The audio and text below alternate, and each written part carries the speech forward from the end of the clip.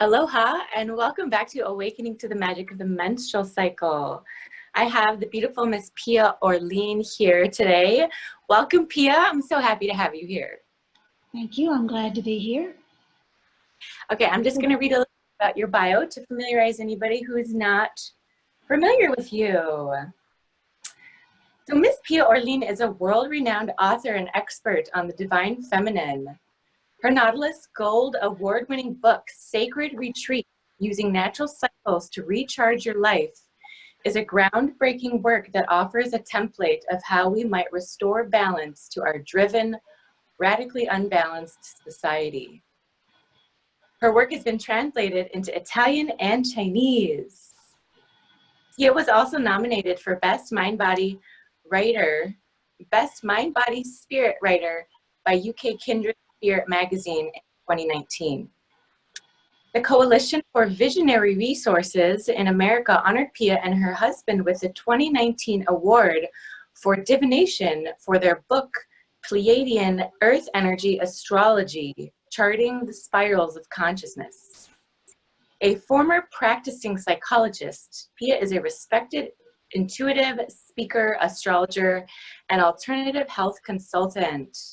You can find more about her and her work at piaorleane.com. Okay, so beautiful bio. Your book absolutely deserves an award, and I'm so grateful that it got one. It is such a gift to this planet. I'm so blessed to have a copy of it, and I just want to say for anybody watching this that it's definitely one worth having in your library, so I would check that out. And I would love to, I just want to start off by hearing about your journey and what it took to bring this book to life.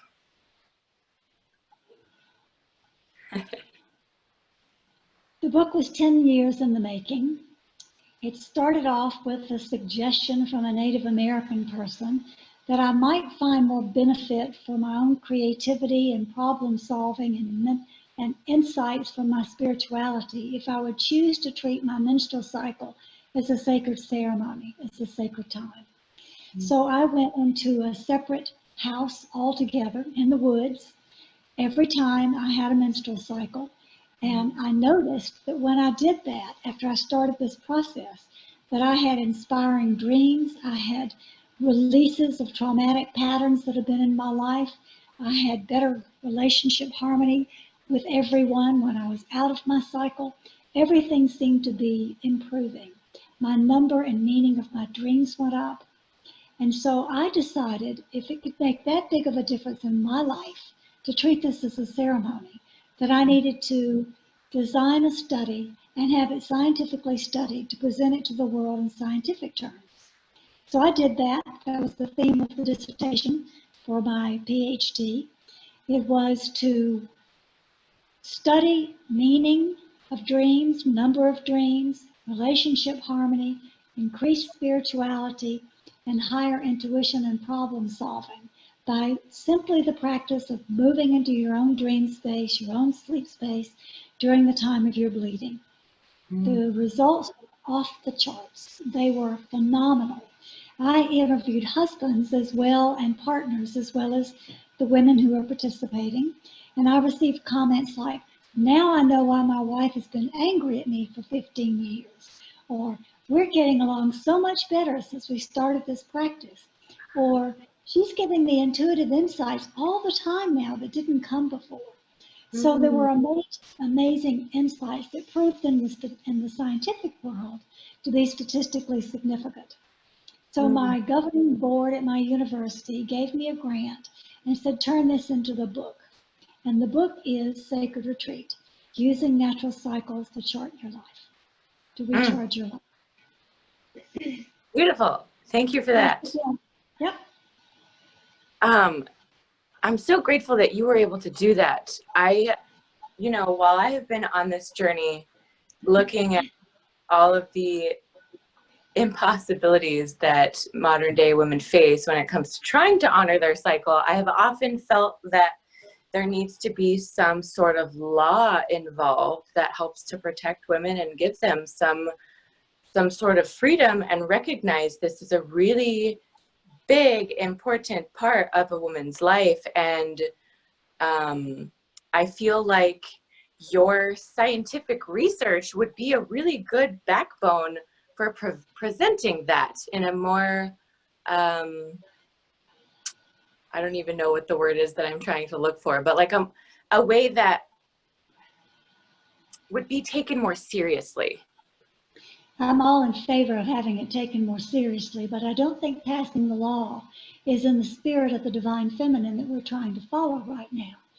Having a law in place is a very patriarchal, structural, you will do this kind of attitude. And while it's a good idea to have it definitely more recognized, I think we need to do it because we educate people to the spiritual value of the process. And that means not just women, but men as well. The indigenous tribes that I studied with over the 5 years of doing my research study, I met many, many women and many different men, elders, who understood the power in a woman's cycle. There is a group in California that used to have the women menstruate on the top of the hill and the men would do their ceremonies at the bottom of the hill because they felt like the power flowed from the divine feminine down to the men. Other tribes like the Cherokee, which I'm part of, the Cherokee teach that if a woman is having her cycle, the man is in the cycle as well because they're connected in a partnership. So they both withdraw from social obligations.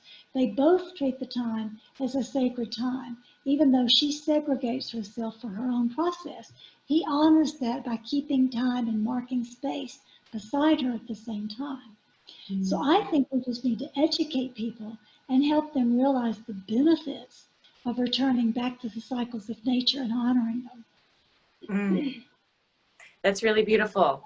And yeah, I guess so what I'm hearing you say is that it needs to be more of an evolution in consciousness instead of seeing the existing system work. I really appreciate that. So you are an expert on the divine feminine, and I would love to hear in your own words why you feel the divine feminine is coming forward at this time. I think the earth is in such a state of imbalance, and I think the divine feminine has been suppressed for so long that the only way we're going to survive as a species is to actually honor the divine feminine, nurturing contributions. The contributions of the divine feminine are pushed aside in favor of aggression, control, power, all of these very masculine energies. If I can share with you, there's a little tiny parcel out of my book that relates to that. Absolutely. Divine feminine qualities include connection with the land, empathic relationship to animals and other people, self-restraint, conservatism, deliberateness, balance, expressiveness, generosity, egalitarianism, mutuality, affinity for alternative modes of knowing, playfulness, inclusiveness, nonviolent conflict resolution, which we so desperately need, and spirituality. All of these are divine feminine qualities. We have in place now with our patriarchal society instead control and ownership of the land, control and ownership of animals, extravagance and exploitation, recklessness and speed, momentum and high risk, secretiveness, acquisitiveness, hierarchy, competitiveness, which is a real downfall, rationality, business-like sobriety, exclusiveness, aggressiveness, violence, and materialism. Just a simple look at the different. We are at a juncture where we have allowed the masculine energies of competition, control, aggression, all of those masculine energies that are so overpowering to take over the entire planet.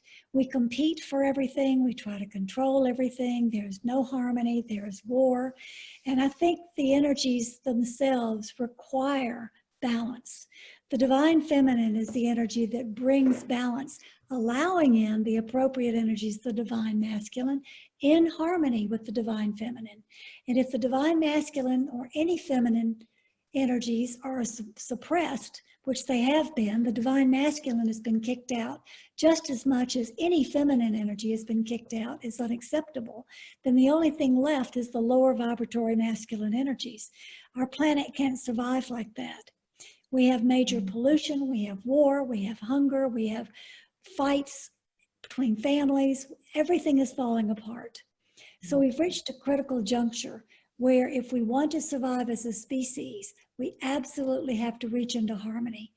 The reason I wrote the book, Using Natural Cycles to Recharge Your Life, is to help all humans know the value and the benefit of the women's cycles, because women's cycles are in harmony with nature. We're in harmony with the rotation of the moon. We're in harmony with the aspects of Venus, which is warrior for justice, nurturer with love. We are in harmony with all of those different aspects. And if we have half of our nature suppressed or kicked out or disregarded, then the whole culture suffers.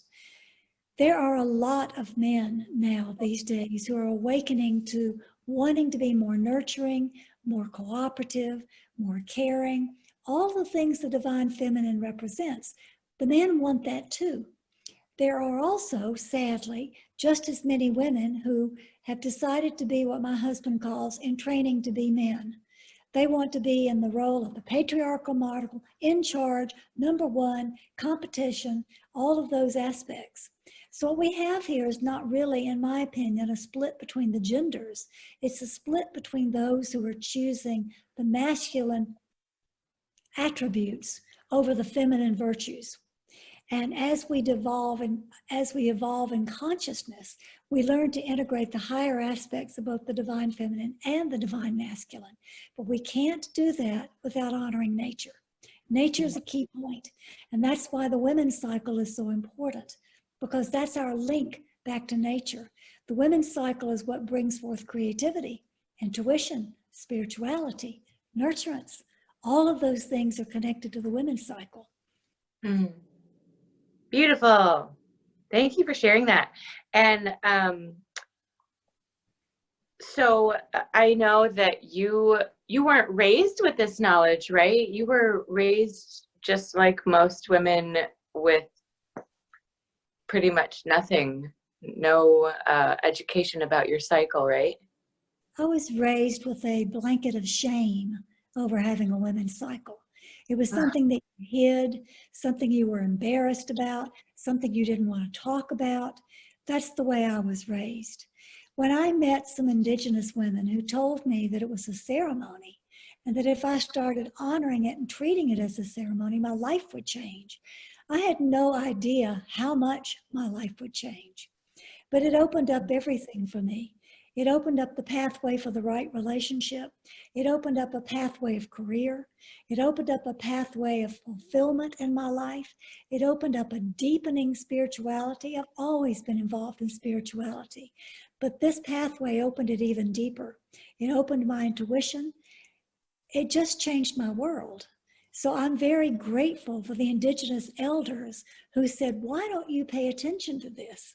And that's what I'm trying to do with my book, Sacred Retreat, is help women learn to pay attention and figure out a way in their own modern lives that they can treat that blessed gift that comes once a month as a ceremony. I also talk in my book about women who have gone through menopause and how to continue honoring the ceremony by aligning the cycles of the moon and still allowing them that rhythm that's in connection with nature, even though they don't bleed every month.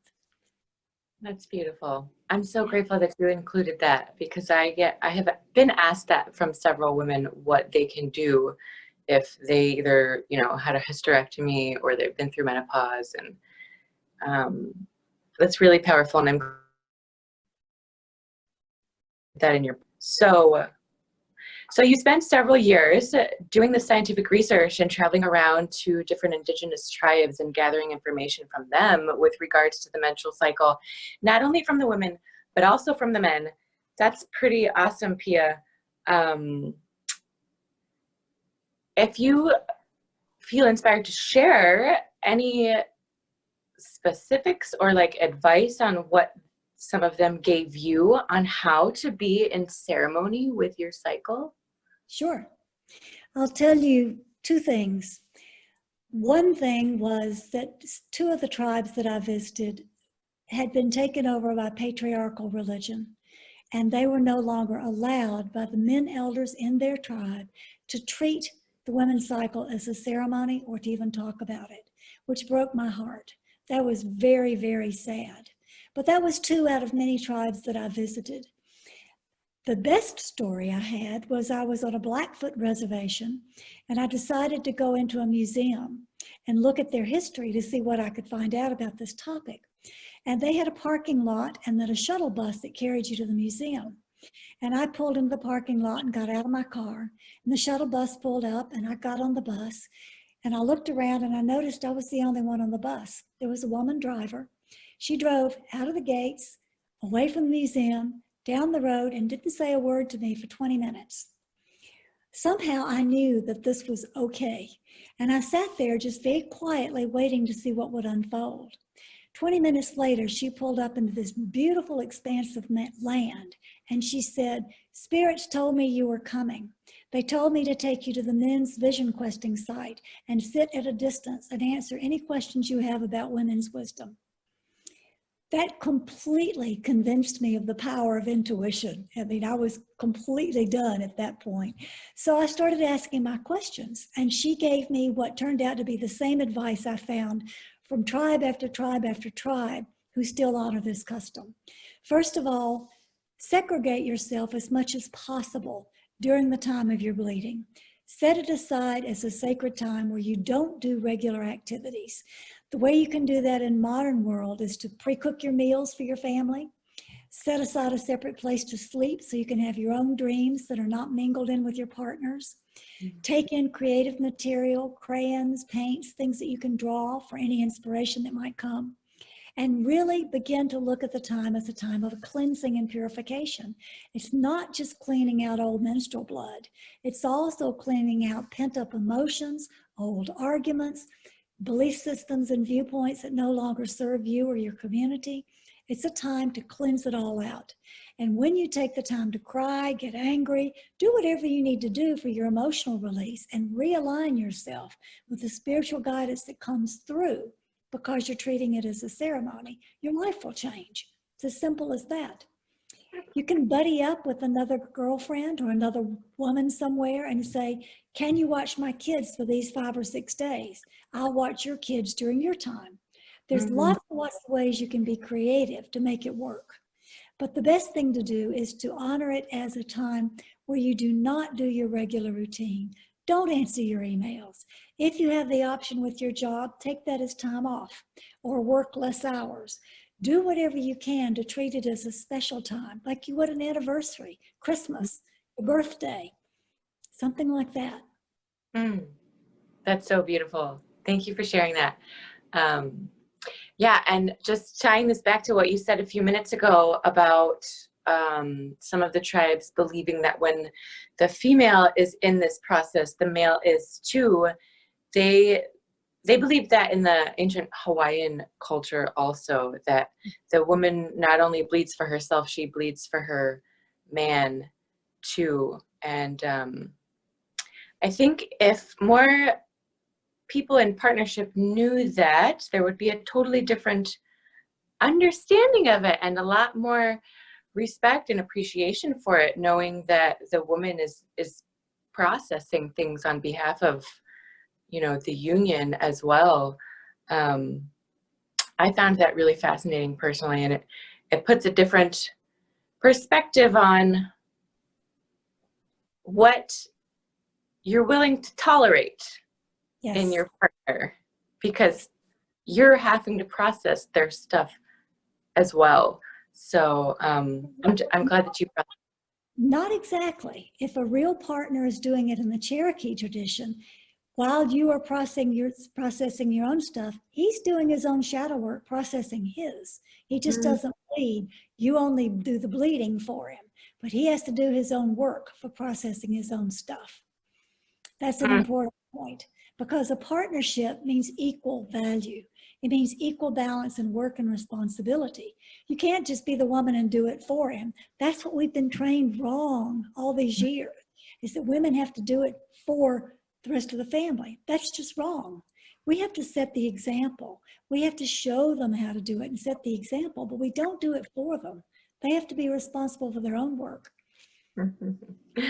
I love that. And I'm just thinking about what kind of wisdom exists in Indigenous tribes that could be so supportive and guiding for men, because there's a lot of talk about menstrual cycle awareness right now, and there is starting to be a growing movement for men's work, but that piece that you just mentioned isn't something that I have personally been exposed to, and think that would be so valuable and healing to men. So I'm just putting a prayer out there right now that that work starts to trickle into the collective and into the hearts of men that are ready to start stepping up and doing that work. One of the things that has to happen is men have to stop being afraid of blood. I mean, men now go, ooh, I don't want to be around that. They're afraid of it, they don't understand it, or they think it's dirty. And many women have been trained to think that their menstrual cycle is dirty too. It's not about dirty. A purification is about getting rid of what no longer belongs. It's not about cleansing something that's dirty. And that was a real steep learning curve for me, having come from a culture that raised me that it was dirty.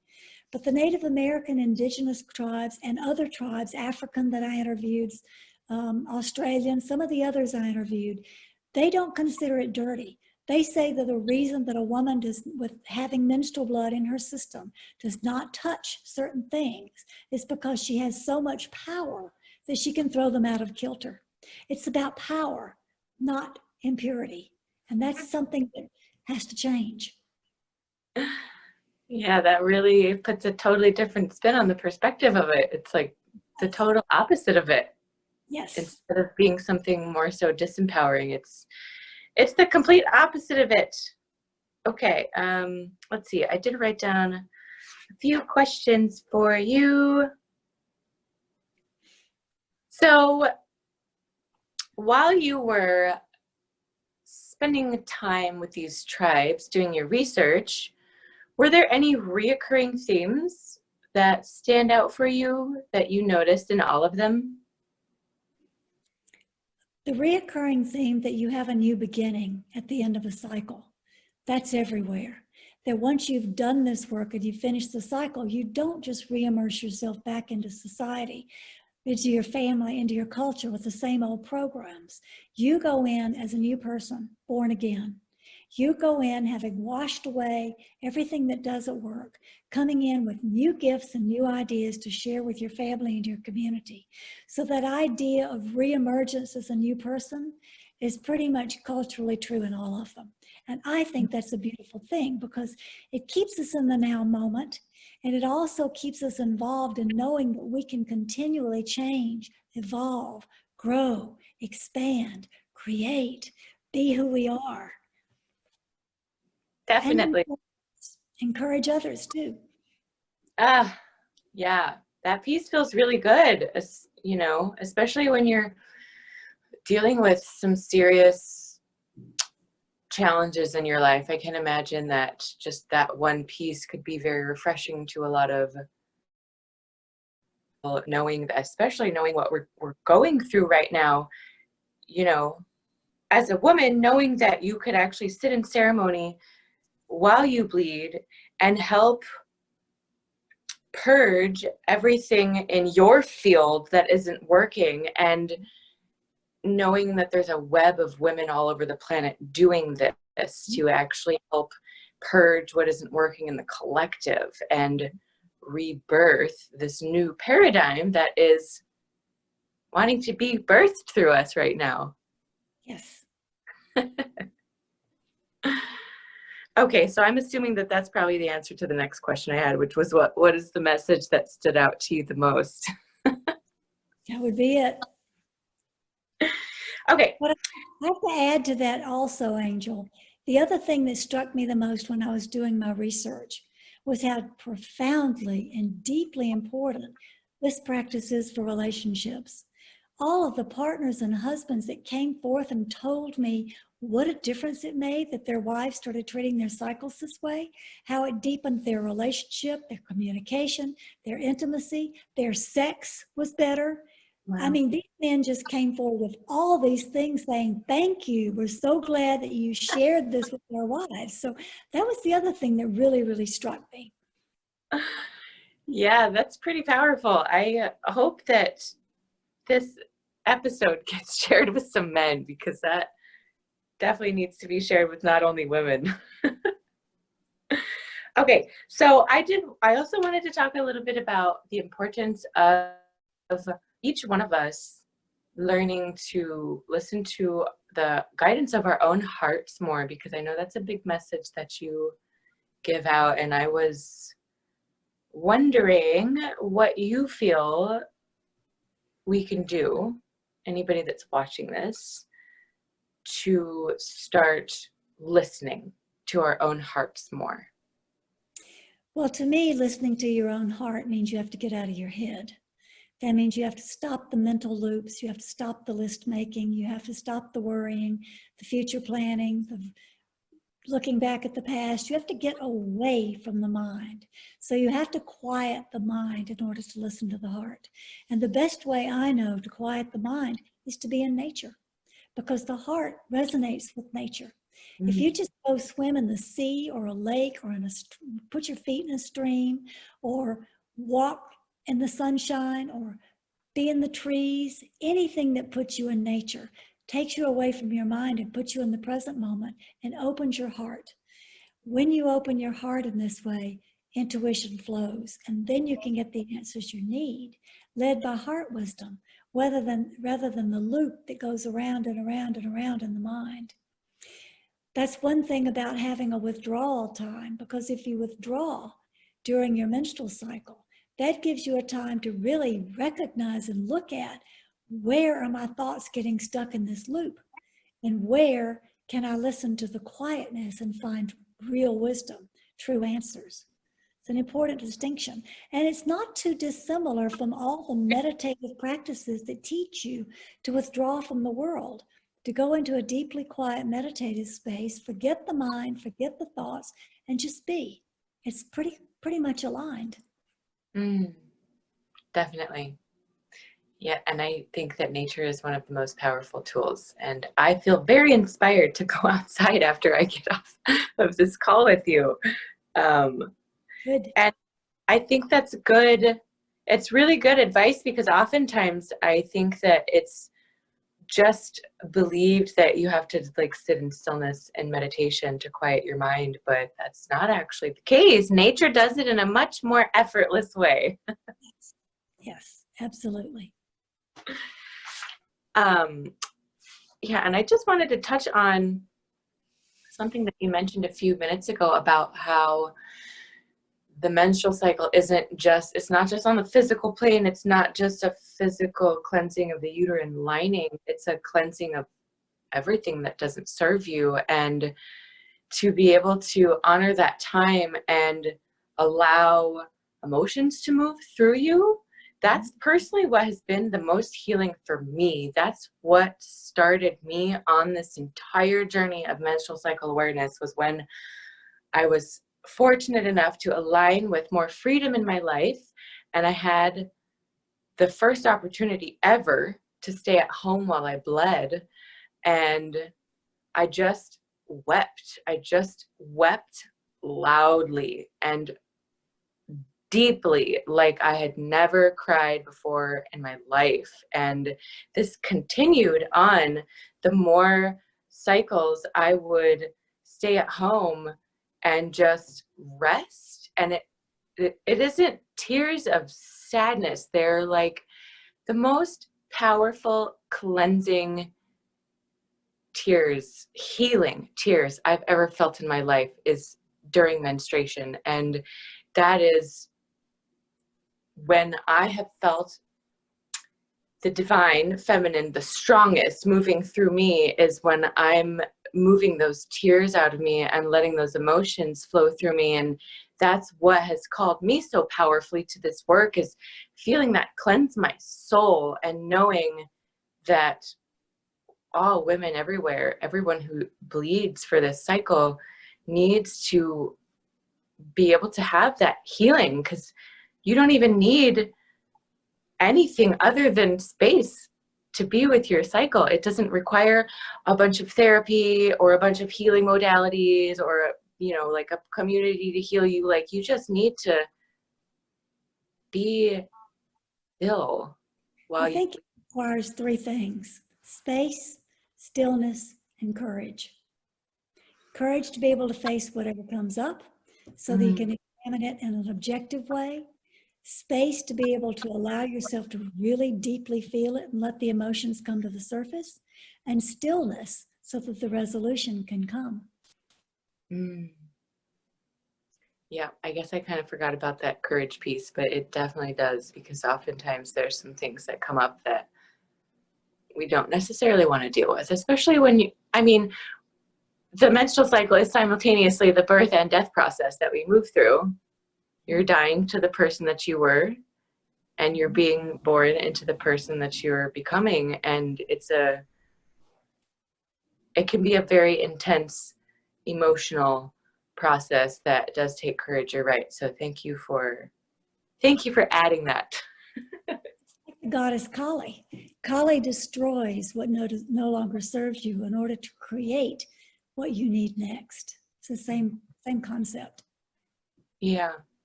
I often think about that when I look into nature, because there's like so much stigma around death, and we're like, so the modern day is so far removed from it that we don't even really understand what it is anymore, and everybody fears it and thinks this is really big bad thing.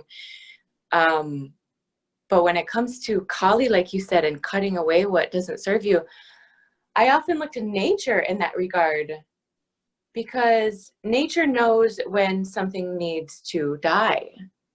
And it's not this big emotional thing for nature. It's just this process that happens. Like for instance, like if a cat had a litter of babies and one of them wasn't gonna be strong enough to make it, nature usually just takes that back, because it's not, you know, it's not strong enough. It's not the best genes to be populating this planet with. And yeah, I just think about it in that way. Like, look to nature when you're unsure of something, especially when it comes to this process. And I think that menstruation can help us be more okay with the death process also. And that's one of the key points, is being okay with the death process and understanding it's connected. And that's one of the problems of imbalance right now, is because the patriarchal culture is so gripped with needing to control nature, women, circumstances, everything. Us in lockdown, you know, nature is not controlling. Nature is harmonious and knows the cycles that need to occur. This patriarchal culture we're living in is so controlling that it creates a fear within people that if they're not in control of this or that, then something bad or terrible is going to happen, instead of being able to accept gracefully that death is part of the process, that it's connected, and that it's supposed to be that way. Yes, it is part of the human experience on planet Earth. Yes. That's right. Okay, I would love to ask you to share a little bit about, maybe just offer a little bit of advice for women who either no longer have a physical, have been through menopause, if they're wanting to still be ceremonial and honor the cyclical nature of their lives. If you have, I would say the first thing to do is to get a moon calendar and look at the phases of the moon and pick the new moon as a time that you will have a retreat for yourself, because the new moon is the dark of the moon, and that's what's in alignment with our menstrual cycle. We're very yin in nature in the menstrual cycle. We're damp, we're moist, that's our nature.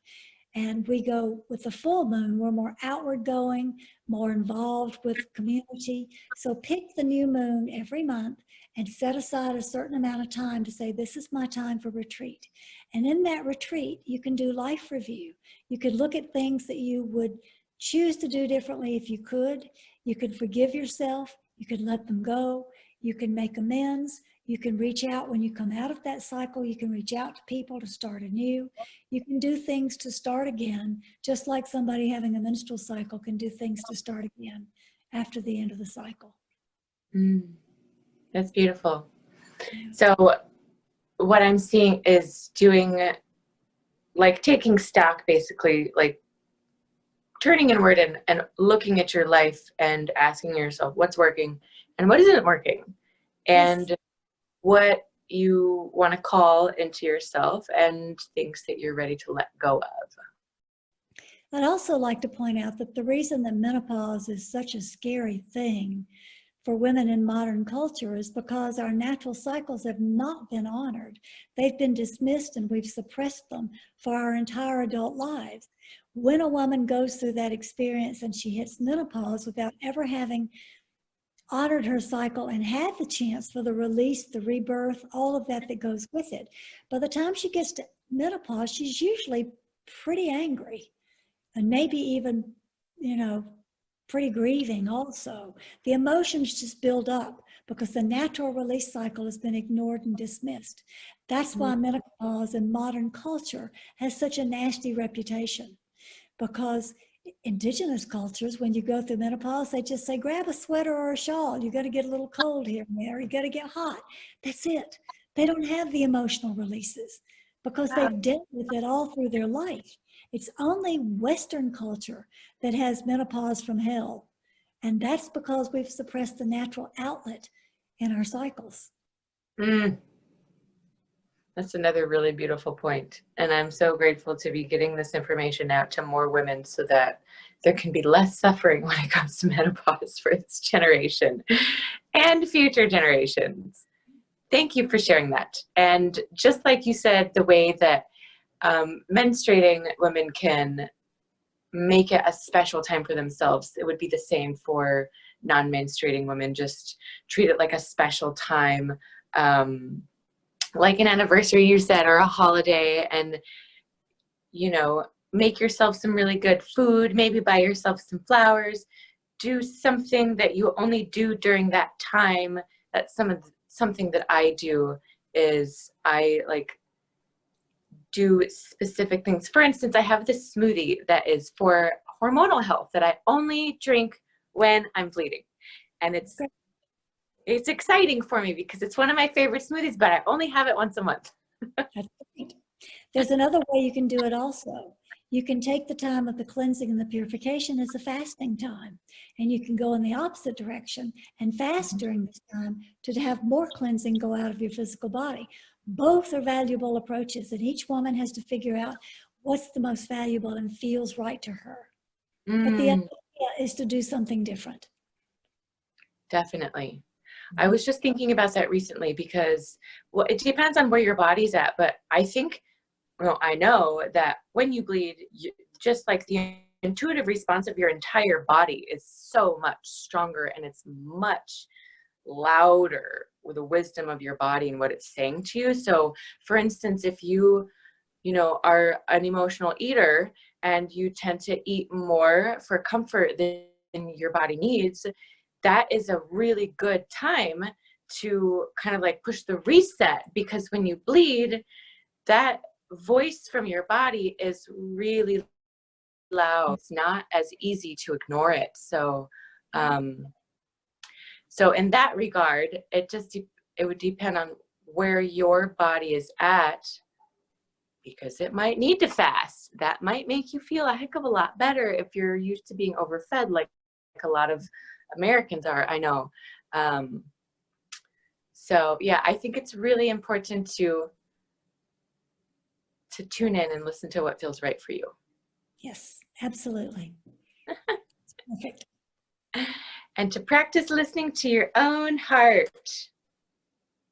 Okay, well, I think we got to all of my questions, and you have just shared a heck of a lot of wisdom for us. Thank you so much, Pia. Is there anything else? Is there anything else that you want to say before we wrap up? I remain available for people who have questions and want to explore this more deeply. They can go to my website, and I have sessions that I will help people walk through, setting up their own session for treating their cycle as a ceremony, or anything that they have questions about, deepening their relationship. I remain open to help all the women and all the men who are inviting in the divine feminine in any way that I can be of service. Thank you for that. Reminding me, based on your amazing offer for the audience, you are so kind and are giving 3 copies of Sacred Retreat away to audience members. I'm going to include information on how watching can enter that giveaway. And if I'm not mistaken, you're also giving a free intuitive session as well. Yes, and a free intuitive session to the lucky person who wants to go deeply into something and get an outside perspective. Beautiful. Thank you so much for sharing those and offering that. And thank you so much for sharing yourself. And thank you so much for all of the time and energy and everything that you have poured into your work and this book, and just for being the beautiful embodiment and voice for the divine feminine on the planet. I'm so grateful that you are here with us on Earth right now, Pia. Thank you very much. I'm delighted to be here and continue to be here to help people in any way I can. Thank you for that. Okay, so I believe that will do it for this session. Okay. Pia, thank you so much for your time. Thank you everyone for tuning in. And Pia, I will be in touch, and everybody have a beautiful day. Thank you, Angel, for a delightful interview. Thank you too. Aloha. Aloha.